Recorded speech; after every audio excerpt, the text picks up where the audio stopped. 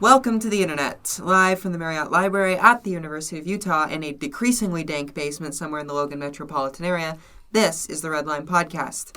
I'm your host, quote, 47 podcast in a trench coat, unquote, Dunstan, and these are my co-hosts. Kyle, quote, monogamous co-host, close quote, Holland, and... Alex, quote, going to do a David Attenborough impression, Fielder.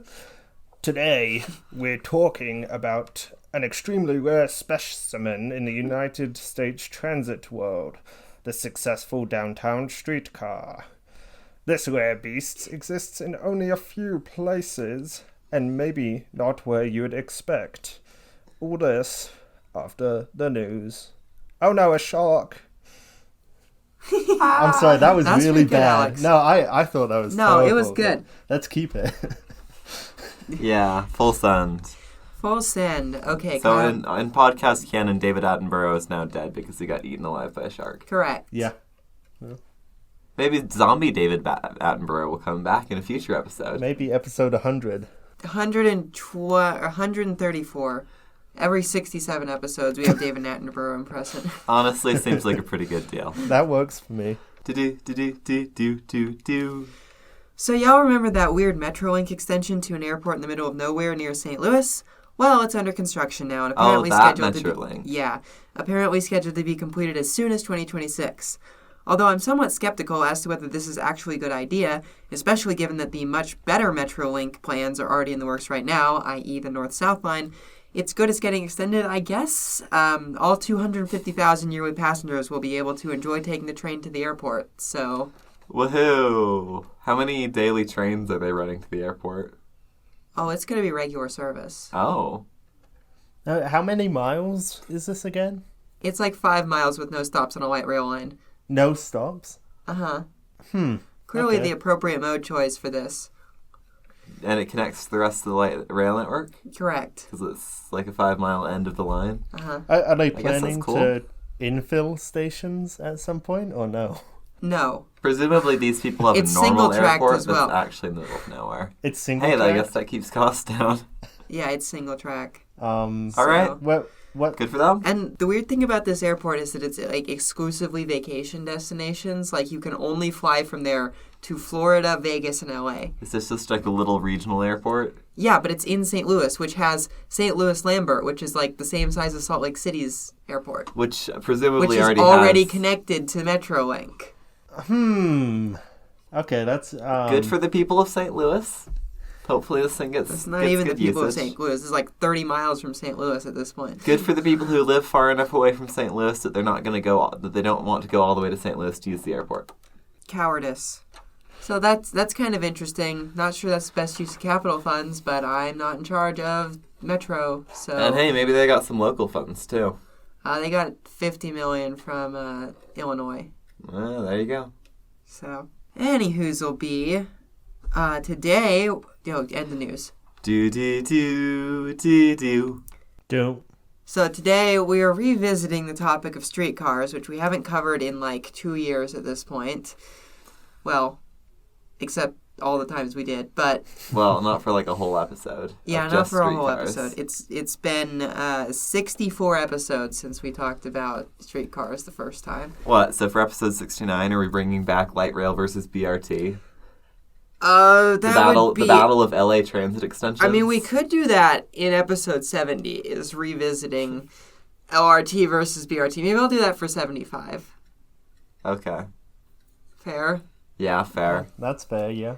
But anyway, we're talking about streetcars today. I'm canceling your intro in advance. Why? I don't like it. Why not? It's phrased in the form of a question. It is a question. Oh, yeah. That's why. Okay. So, a streetcar. No. I wanted to start with a little bit. Is one of the recent infatuations of the American federal government. Yes. It's having its turn in the federal transit funding cycle. Well, no, its turn is done now, and now BRT has its turn. Okay, it recently had its turn, but it was like after light rail, before BRT. Yes. FTA has eras. I think they're slowly, like, decreasing in quality of what they like to fund. Like, in the 70s and in the 90s, they're like, let's build subways. Then they're like, let's build light rail in the 90s and thousands. And then they're like, let's build streetcars in the Obama era. Now they're like, let's build a bus. So, Alex, how do streetcars stack up in the rankings of all other transit modes? I don't like how you made it so I can't ask the question. But a streetcar is basically... That was on purpose. I know. A streetcar is basically a light rail line, but a bit less. Most are almost exclusively street running, with very little or no transit signal priority or separation from traffic. Yeah, and here's where the S-Line's claim to be a streetcar becomes extremely dubious. Because the S-Line does not share any right-of-way. Runs almost exclusively in a private right-of-way. Yeah, and when it parallels a street, it does not mix with traffic. Only S-Line goes on S-Line guideway. Yeah. Well, that's why we love the S-Line. It's special. Yeah. But, I mean, it's faster than the average streetcar because of it, but... Yeah, but it doesn't make it any better, does it? No, not really. But almost all streetcars operate as single-unit trains, often with smaller vehicles than mainline light rail vehicles, which is also something the S-Line is really bad at. They're pretty much LRT light. Yeah, like you have, Budweiser and Bud White, and then you have light rail and light. I was gonna compare it to BRT and BRT light, because if BRT was light rail running entirely in reused freight rail corridor with grade crossings and real stations and all that. LA moment. I know, right? And even high floor if you're lucky.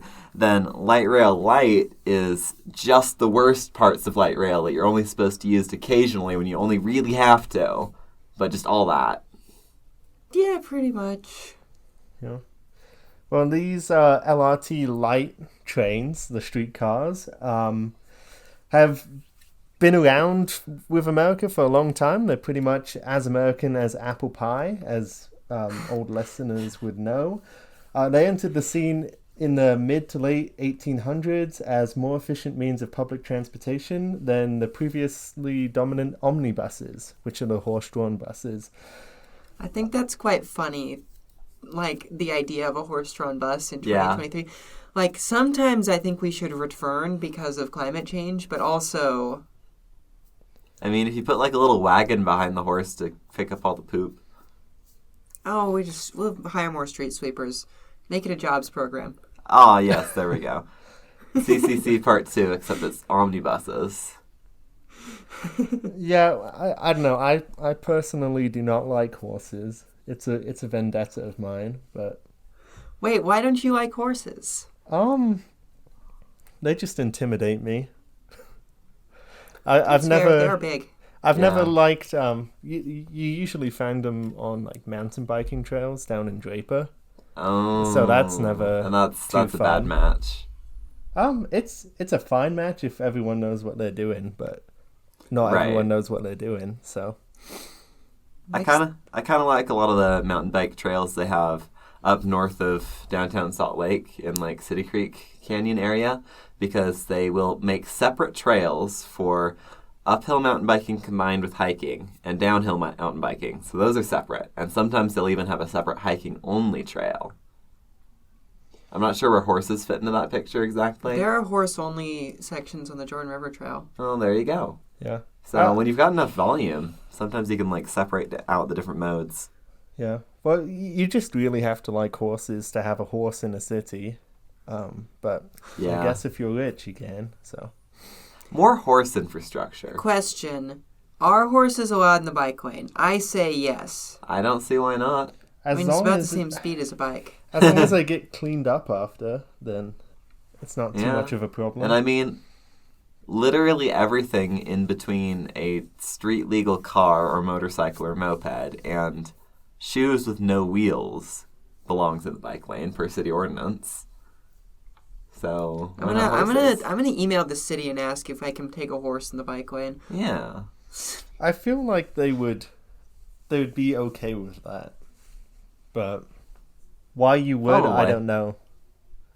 To keep the horse safe from all the cars. Yeah, but I feel like it would spook so easily.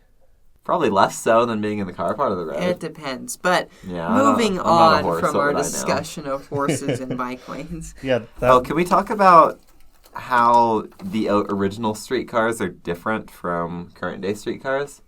Because right now we're kind of drawing a comparison between like the literal original electric rail car and like a modern streetcar. And I feel like those have arisen from completely different contexts. Modern streetcars are low floor and accessible and nice to ride. Old streetcars were weird, wooden, and suck.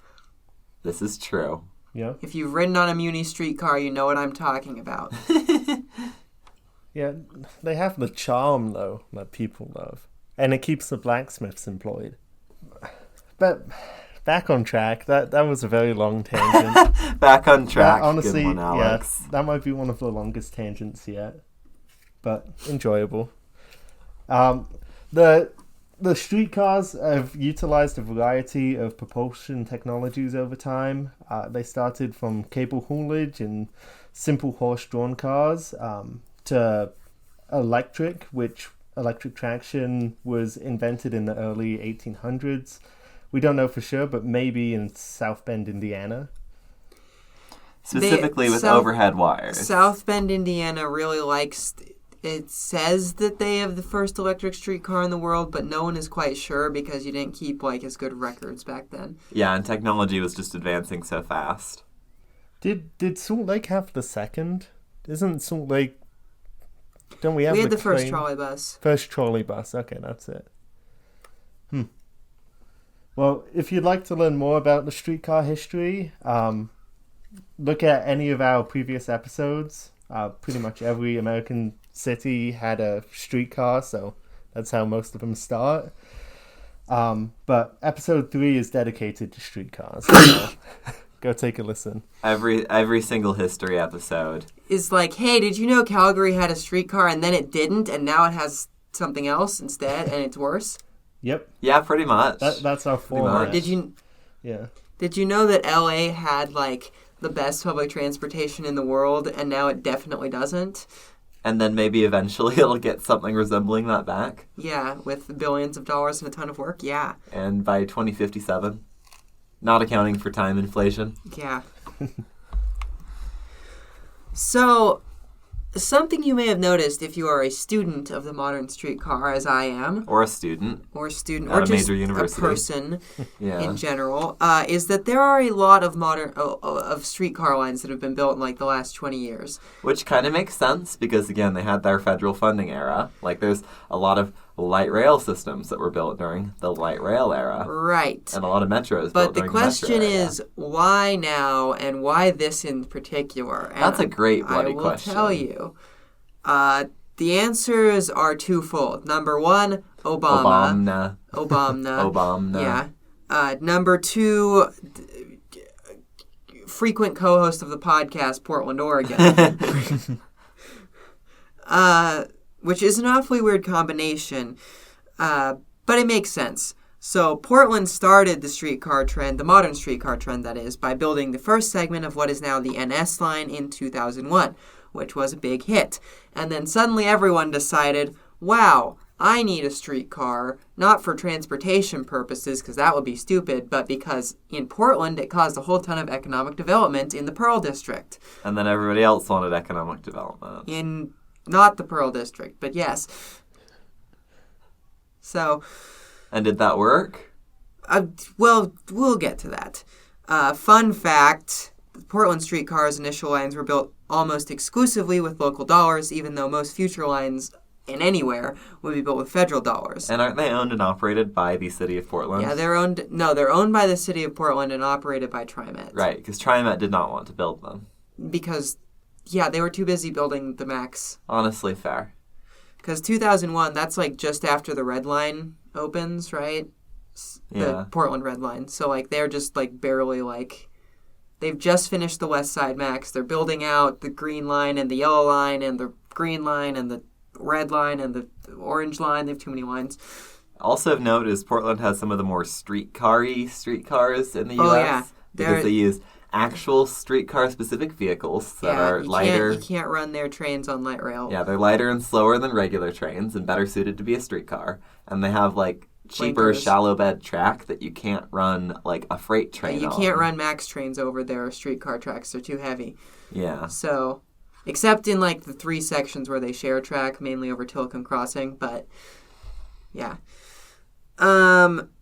But then... Is that why Tuscon Crossing is speed limited to 25? No, the streetcars can make 45. What? It's just they hate themselves in Back- Portland. I don't know. Back to being pissed. Yeah. Then the Obama administration came into power in 2008. Obama. And by 2014 had spent more than $500 million building new streetcar systems in cities across the country. Should be noted that streetcars of this era are more often built in the service of economic redevelopment rather than necessarily being transit investments in and of themselves, which is why some have been successful and others have not.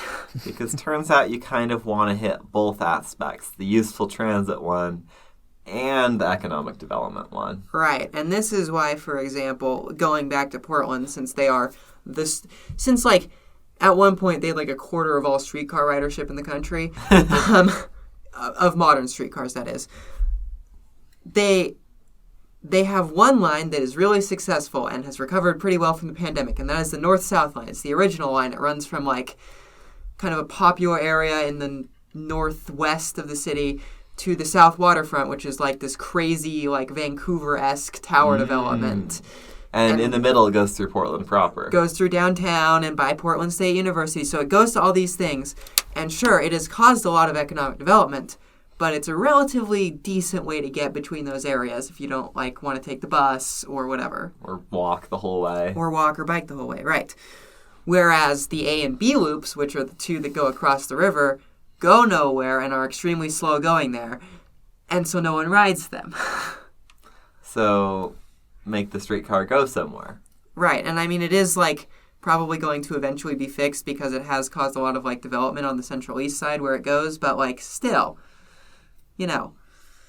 So, successful streetcars in the year of our Lord 2023. We're going to talk about 3 today. Tucson, not what you would expect. Kansas City, also not a place you would expect to be on this list. And Cincinnati, once again, not exactly these like urbanist meccas or even transit meccas. Like, there are cities that are way worse performing on this list that have great transit overall, but just build a really shitty streetcar. DC, for example. But yeah, so unexpected successes. When we think of successful modern streetcar systems, folks often have trouble coming up with one that actually is, besides Portland, which carried more than 15,000 daily riders before the pandemic, and is close to 10,000 today.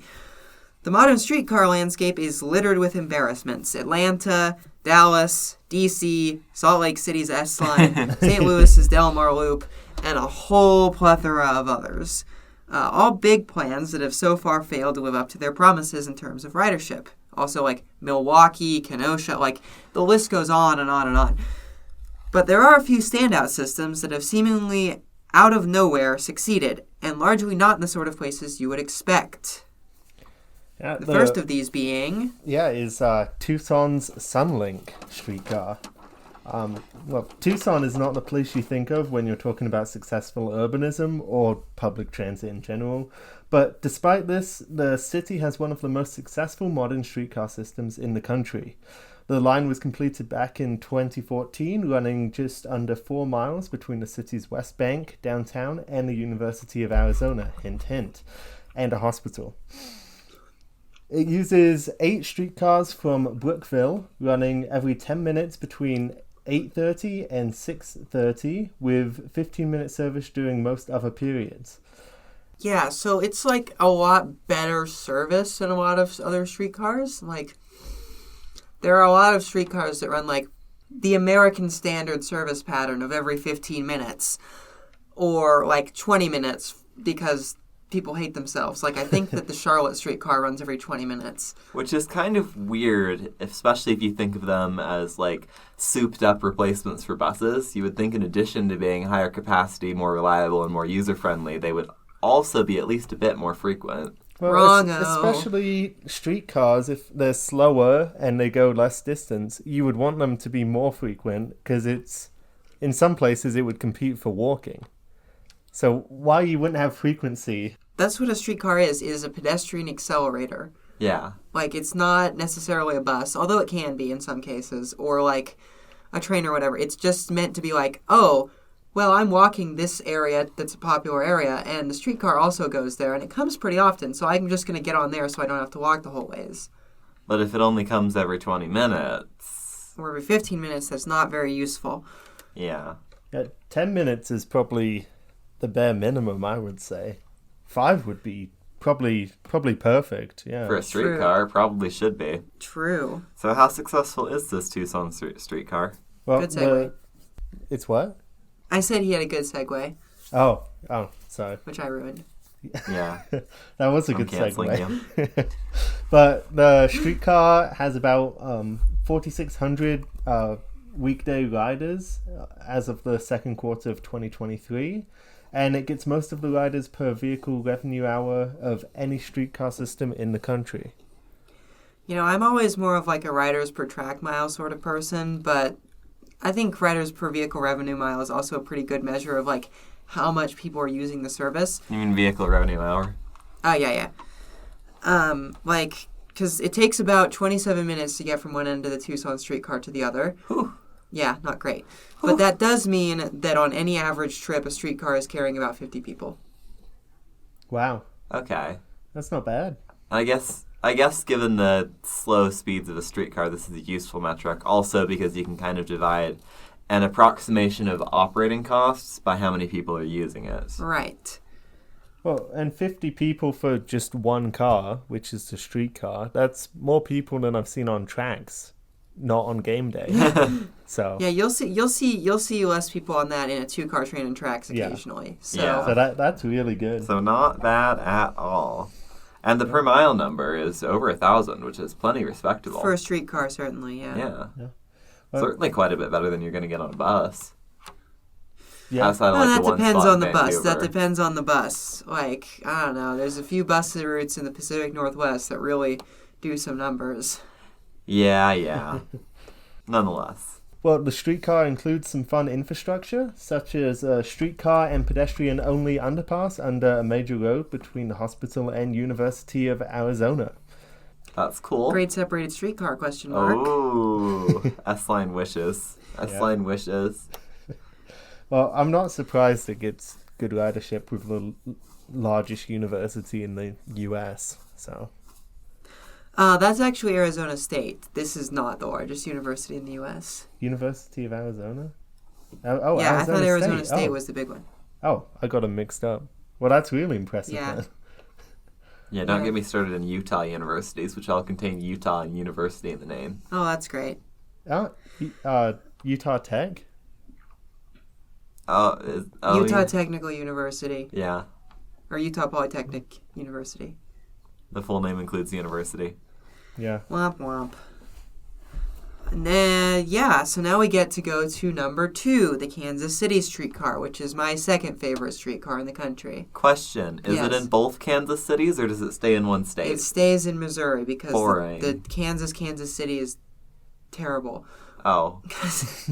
Rip. Having spent some time there with relatives who live in Kansas City, Kansas. Rip. So... Is this like the Portland-Vancouver situation where Vancouver didn't want to pay for transit? No, there's just no reason to send it across the river. Oh. Oof. Yeah. So now that we've burned Kansas City, Kansas to the ground... So the Kansas City streetcar is the legacy of failed efforts to jump on the light rail train in the 90s and early 2000s. Kansas City wanted to build a regional light rail system like many other cities, including its sister city of St. Louis had, but it was voted down. Hashtag just red state things. Yeah, because we can only have highways and not a light rail. True. That's communist. Absolutely. Karl Marx wrote about it in his book. Mine Light Rail? Or Das Light Rail? Yeah, that one. Voters approved a 2-mile streetcar line downtown in 2012, and the line was completed between the city's Union Station in the south and the Riverfront North Market District in the north. Okay.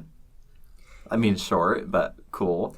It runs right down Main Street and past nearly every major attraction in downtown Kansas City, with service every 10 to 12 minutes during daytime hours. All right. And it carried nearly 6,000 daily riders in 2019. Now you can do your track mile calculations with that. You mean route mile? Route and that mile. would be 3,000. For context, folks, that's more than the Portland Max got. That's more than... what's it called? The San Diego Trolley gets. That's more than Trax has ever got on any line. This is more than, like, many, many actual light rail lines. That carry a lot of people. On a 2-mile pedestrian accelerator, if you will. Big deal. That's insane. Well thought out route. It carries about 4,200 daily riders in 2022, but it's expected to fully recover its ridership and exceed it either this year or next year. And that's still a very good number. Yes. Wow. Interestingly, it's operated by an independent transit authority, the Kansas City Streetcar Authority, rather than by the KCMTA, the KCMTA. Do we know why that is? I think it's like a city situation where the city paid a lot of money for it. It's like the Portland thing like again. With Portland. And unlike in a lot of other places where you already have a rail system, so it makes more sense to agglomerate the two. There's none. There is no rail system in Yeah, how do you city. do like a maintenance facility for a 2-mile streetcar? You have a shed. Oh. You have like just like one little shed? A little shed, and you fit like all 6 streetcars in it, and you fix them. They could probably just put that on like an empty lot downtown. They did. Oh. Because I was wondering, how do you get like all the tracks to get out to the big old maintenance facility in the middle of suburban wherever? No, they do that in Portland as well, actually. actually. They have just a few like weird trolley sheds scattered around downtown. That's hilarious. I like that. Yeah, they don't do the UTA thing where it has to like back out onto the main line and then back up and then get on the green line. Return. Yeah. Return to shed. we only have 2 cars, so we could just put a shed at one end of the line and just stick them in there. I thought we had 3 for some reason. Only 2 of them work. Oh, okay. The third one got in a really bad accident a while ago and now can't go above 20 miles an hour. Anyways, return to Trolley Square.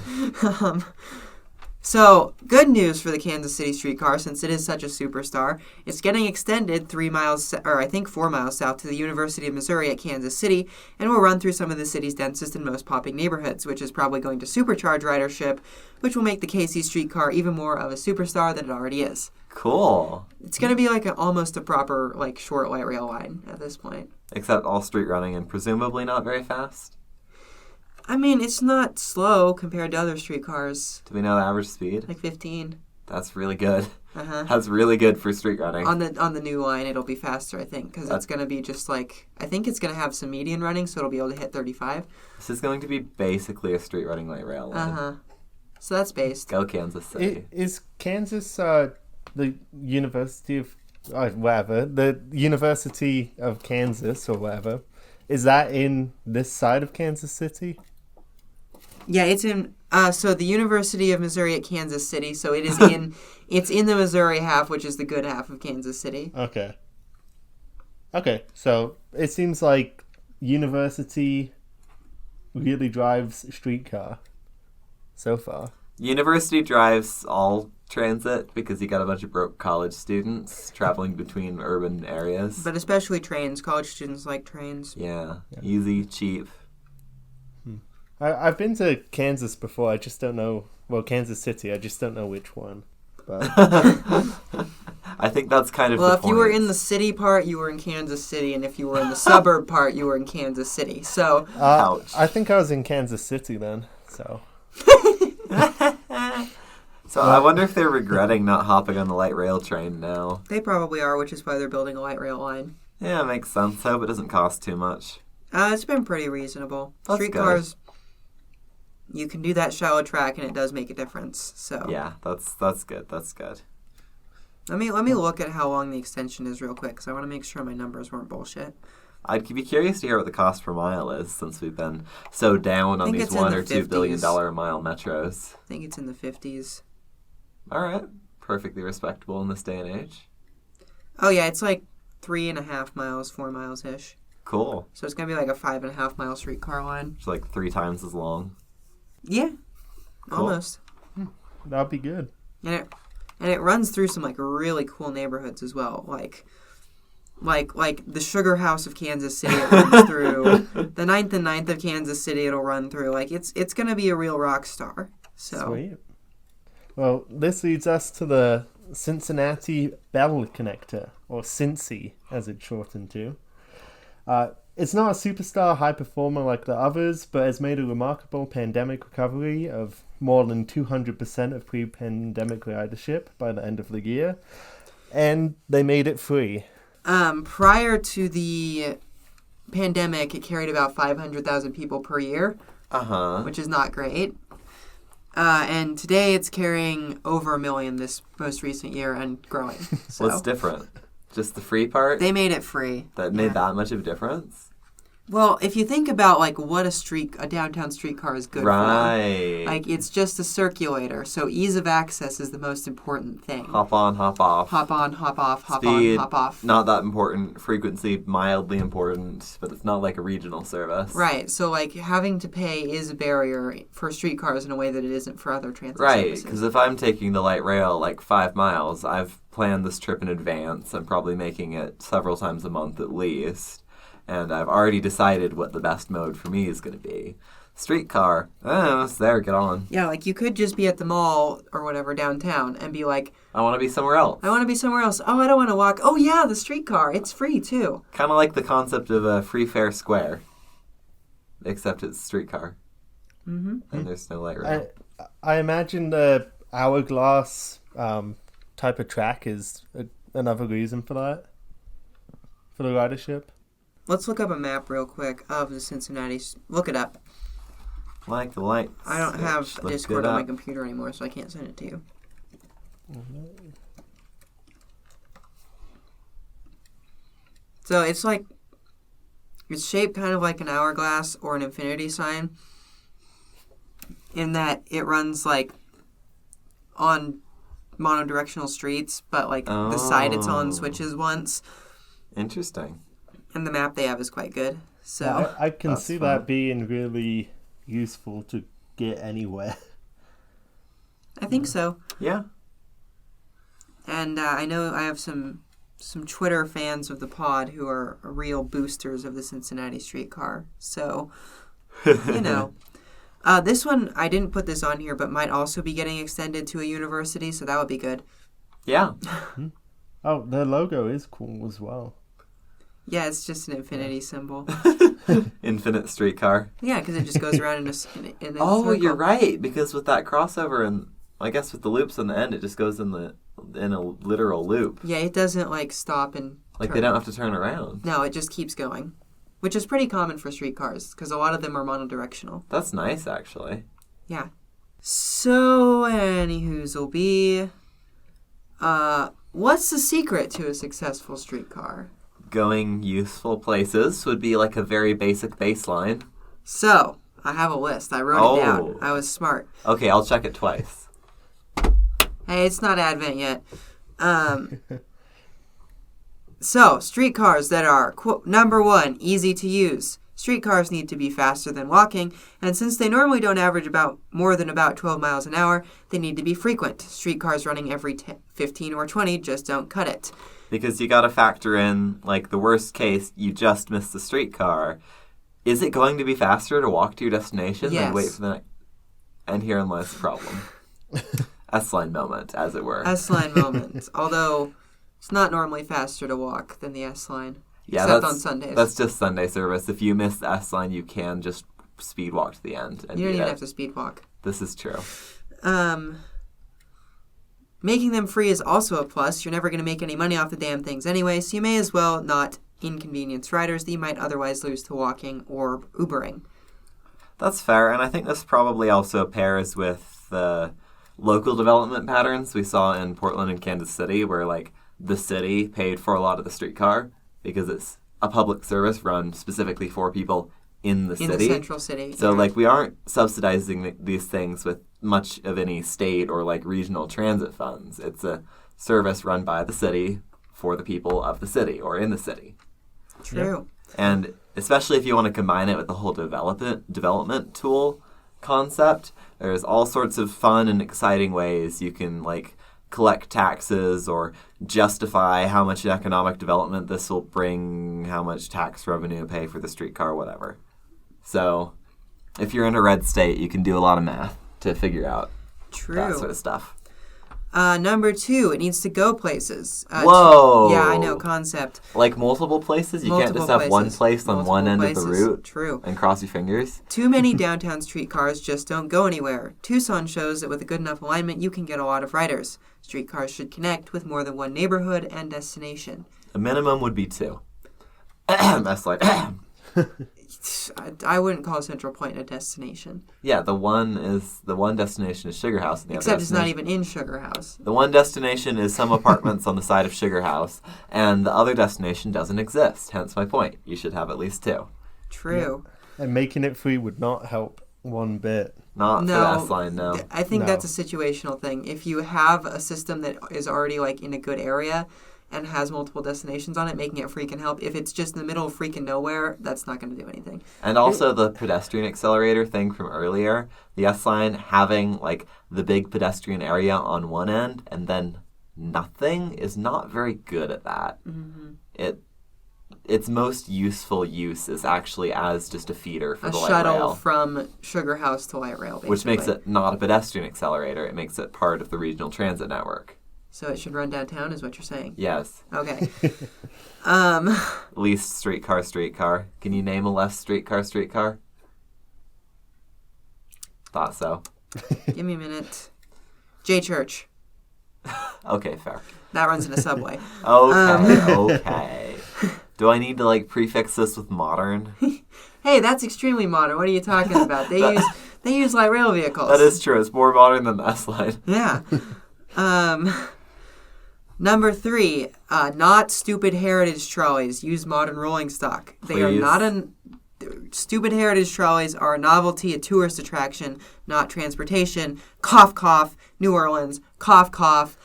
F Market. Cough, cough. Etc. Etc. Yeah, if you want level or near level boarding. Yeah, if you want to run the heritage streetcars, just keep them for special events, holidays. Just don't use them all the time. For funsies. Yeah. Yeah, it's crazy. Mm-hmm. And then finally, number 4 is it should connect to other transit. I didn't mention this early in the episode, but both the KC and Tucson streetcars connect to the most important transit hubs in their cities, as well as, in Kansas City's case, some BRT lines. Crazy. These things are never going to be the region-spanning lines, so to get ridership, they have to have good connections to other transit.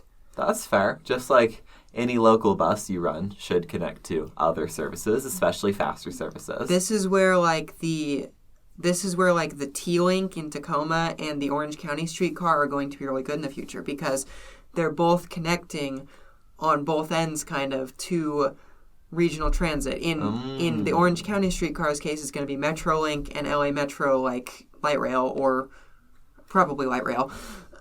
And in Tacoma's case, it's going to be the Line 1 link. So, and think of this as from the perspective of like a visitor to your downtown or other streetcar served right, area. Like let's say I'm Bill and Bob Joe from Hickwad suburb of nowhere, and I get on the commuter train to go into the city, and when I get off, I can get on the streetcar, right? Instead of having like, say your destination is a mile and a half away, like you could walk that. You don't really want to. Yeah. And with a direct streetcar transfer in, say, Union Station or whatever you've got. Or, at Pioneer Courthouse Square or Library Galleria or whatever.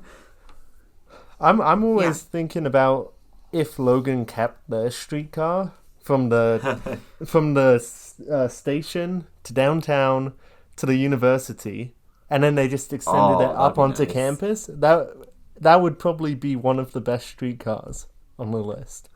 Assuming we still had train service to the station. If you build a front-runner line to Logan, then it would be a perfectly reasonable idea to build a streetcar that goes from the front-runner station along Main Street through downtown by, all the big things there, and then up to the university. That's great. You've got 2 major destinations and 1 major transfer station. Right, and you want a higher capacity vehicle for that sort of thing. Oh, certainly. On a fixed guideway. Not to mention that streetcars are a lot more approachable to people who are new to an area or new to using transit in general. Yeah, getting on a bus can be scary for the first time because you have to, like, talk to someone. You can't just, like, scamper on and you gotta, it goes. Like, look at the map. If you're in Logan and there's, like, 1 streetcar and you can see the rails going off in the distance to your destination. That is a lot easier, yeah. Yeah, I know. One day. Yeah. Soon, hopefully. Once everyone gets their heads in a row about stinking climate change. So smoggy this morning.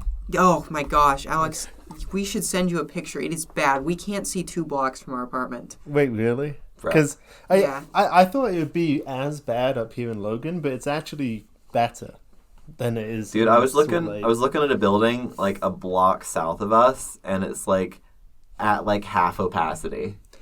Yeah, you can't see it's bad. Yeah, it's really bad. You have to send me a photo.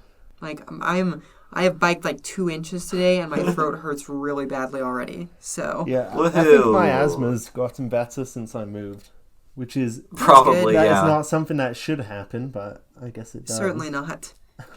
Maybe if Utah would like set and try and meet some climate goals. True. So, this brings us to how to fix our other streetcar systems, the ones that are not superstars, like the 2+1 that we discussed today. Number 1, frequency. Cannot understate how much these things are usually pedestrian accelerators, so being able to just get on and just get off and just not worry about it. No, I want to put turnstiles in my streetcar station. A huge quality of life factor. Yeah, turnstiles, great idea on your middle of the street platform. Yeah. Hey, LA does it. Can you imagine a Portland streetcar stop that's like side running and there's just like a fence made out of a crap ton of turnstiles going around the boarding area? The whole thing, yeah. The streetcar operator has to stop the streetcar so it lines up with the turnstile. With the turnstile, and then you get in through the turnstile into the vehicle. This will cause 0 operational problems. 0. It's platform screen doors, but turnstiles in for streetcars. This is probably the dumbest idea I've ever heard. No, it's not. It's not. You're right. I had my first encounter with platform screen doors in the Denver airport the other day. Oh. Do they have a people mover, or is that for They have a really good people mover on rubber tires. Cool. Because we can only build gadget bond trains in airports for some reason. The flippin' Oakland airport connector? Why is that just not like normal? Oh, let's pick this slower than normal gadget bond technology and charge $50 bajillion to use it. Did you even ride it? No. Oh, I rode it. I thought it was fun. I cheaped out and I got the bus. Well, I'm glad you had fun. Yeah. Other things. Make the damn thing free if it's in a good area, and that will actually help. Yeah, if it's being used as a pedestrian accelerator for people to get around in dense areas, yes, make it free. If it's being used as like a feeder for your larger transit network, kind of like a bus would be, maybe not so much. Mm-hmm. And then make it faster. You can do priority. Portland. Yeah. Portland. If you want to see what giving a streetcar priority in dedicated space looks like, you should look at, of all places, Detroit, who have, almost LRTized their little streetcar line that they have there. So. Now I have another question for you guys.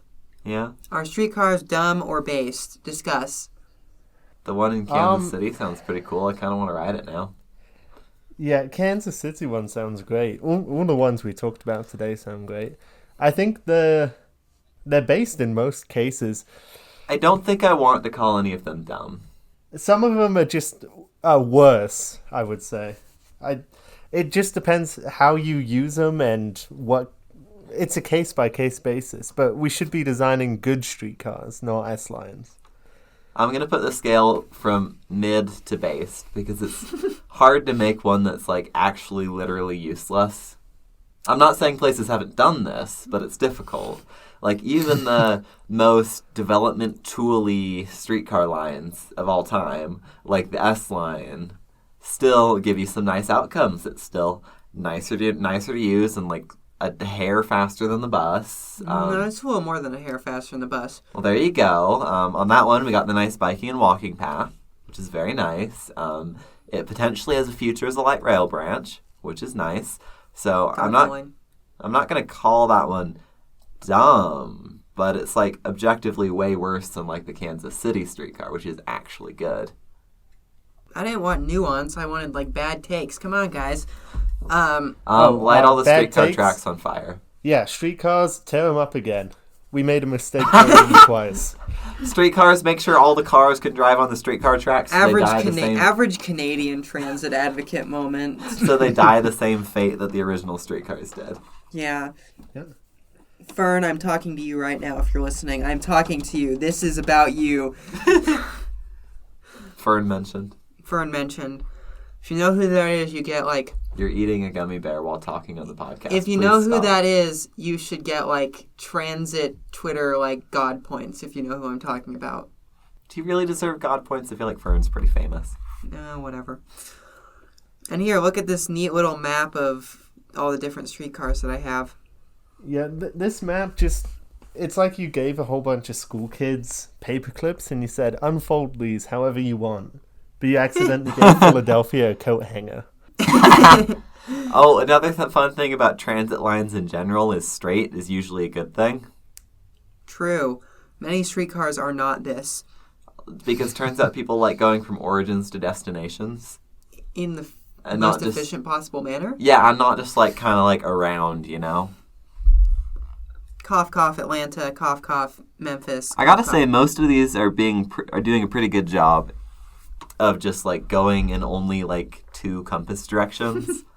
Like straight and then turn right. That's good. Yeah. So the Seattle streetcar, one thing I did like was at the end of... Well, I guess I didn't hop on at the end of one side, but at one end it was like a pedestrianized plaza as the end point, which I thought was great. That's nice. If I remember that correctly. San Francisco cable car moment. I might be just streaming that, but I'm pretty sure that happened. That'd be nice. Salt Lake Airport train moment. Like, it's not a bad way to do end of lines.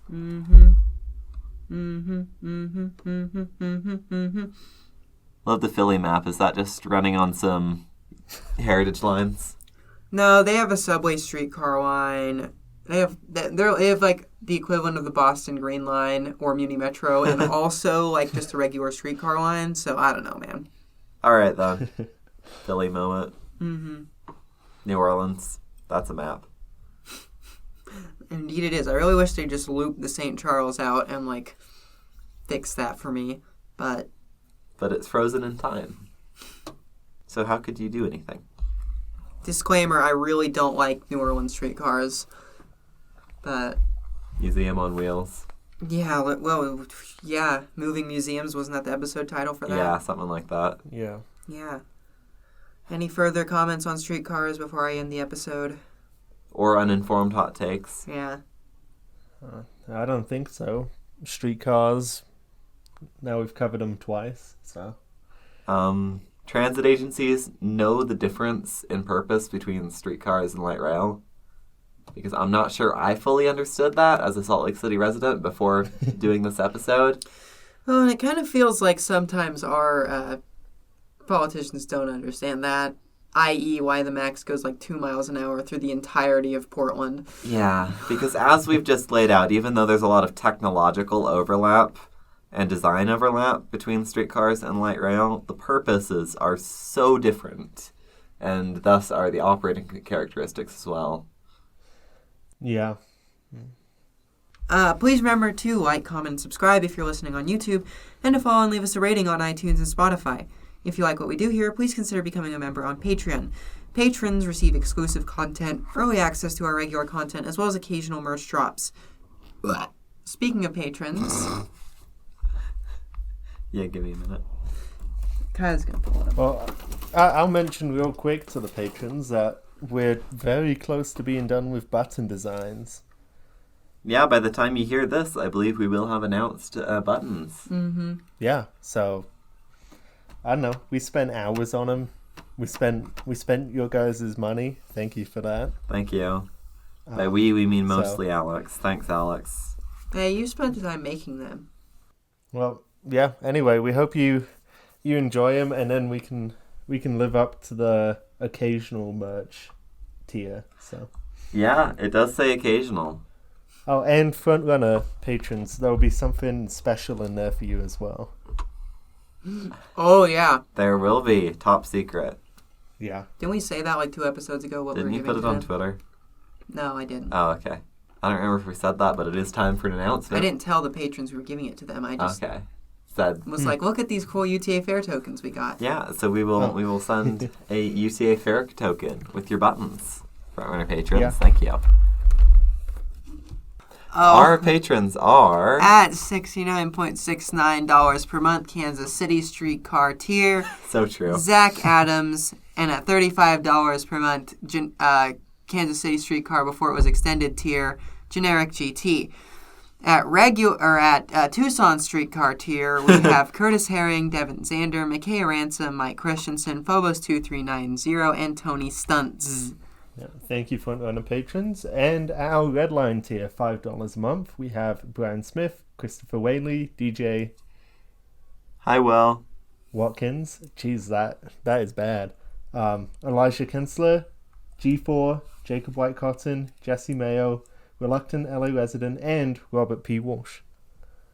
At Portland Streetcar tier, we have Alex Dykelski, Ben Busath, Bradley Bondi, Ethan McDonald, Evelyn, Gonza12, Jack McCoskey, Martine Hecker-Martinez, Matt Gray, Oliver, Seth, and Zach Verstappen. And at Grind tier, S-Line tier... So, that fitting. We have Andrea Levine, Benjamin Wood, John Heron Gorman, Joshua S. Horvath, and Kapil. Thank you all. Yeah, thank you. You pay our rent. Right, we did establish last episode we can just say lies. The Real Lies podcast. Can we get that on a pin? The Lies podcast, yes. Yeah, well, we've got the devil pin, so... Oh my goodness, we have it in dark mode now, too.